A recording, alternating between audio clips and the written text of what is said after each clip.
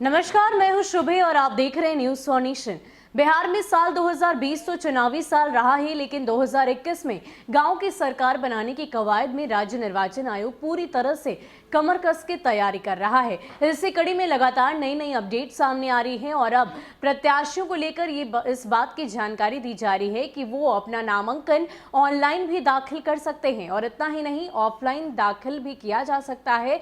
लेकिन इन सब के बीच ये जो नया फैसला राज्य निर्वाचन आयोग की तरफ से लिया गया है वो इसलिए क्योंकि एक तो कोरोना महामारी है और दूसरी बात ये कि जिस दिन नामांकन की तिथि घोषित की जाएगी, जब प्रत्याशी वहां पर आएंगे, एक साथ बहुत ज्यादा भीड़ एक जगह पर एकत्रित ना हो, इसी को लेकर राज्य निर्वाचन आयोग की तरफ से इस बात का फैसला लिया गया है। इसके अलावा क्या कुछ खबर है आपको बताते हैं।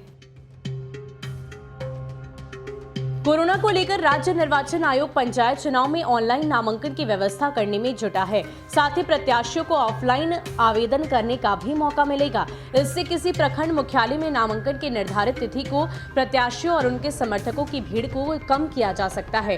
राज्य निर्वाचन आयोग कोरोना गाइडलाइन के अनुसार ही चुनाव कराने की दिशा में काम कर रहा है। राज्य निर्वाचन आयोग बिहार में पहली बार पंचायत चुनाव में ईवीएम का प्रयोग करने जा रहा है।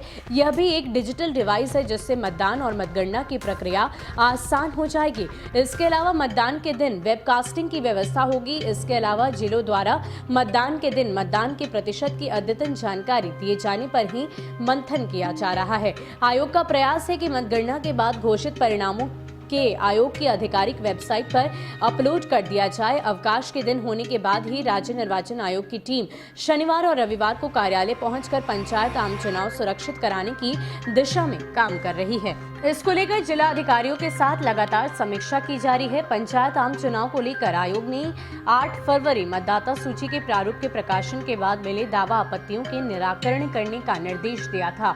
मतदाता सूची का अंतिम प्रकाशन 19 फरवरी को किया जाएगा। इधर बूथों के गठन को लेकर भी आयोग ने मतदाताओं से दावा आपत्ति की मांग की है।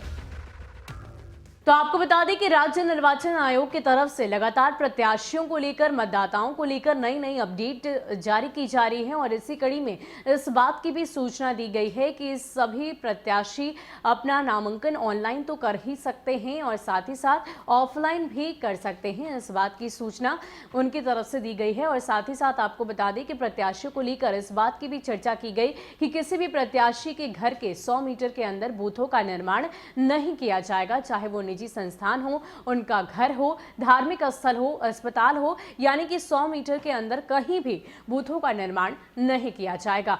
इसके अलावा आपको बताते चले कि पंचायत चुनाव प्रमंडलवार तरीके से 9 चरणों में संपन्न कराए जाएंगे और अगर रिजल्ट की घोषणा की बात की जाए तो वो भी चरणबद्ध तरीके से होगी। और इतना ही नहीं, इस बार का पंचायत चुनाव हर मायने में बेहद अलग और खास है। वो इसलिए क्योंकि पहली बार ईवीएम के जरिए पंचायत चुनाव कराए जाएंगे। साथ ही साथ मतदाताओं को ध्यान में रखते हुए उन्हें परेशानी ना हो, इसको लेकर इस बात की भी चर्चा की गई है कि किसी भी बूथ का निर्माण 2 किलोमीटर से ज्यादा दूर पर ना हो। अगर ऐसा होता है तो चलंत बूथ का भी गठन किया जाएगा। तो ये तमाम बातें पंचायत चुनाव को लेकर सामने आ रही है। फिलहाल के लिए इतना ही। ऐसे ही अपडेट्स के लिए आप हमारे साथ बने रहिए और देखते रहिए न्यूज फॉर नेशन। नमस्कार।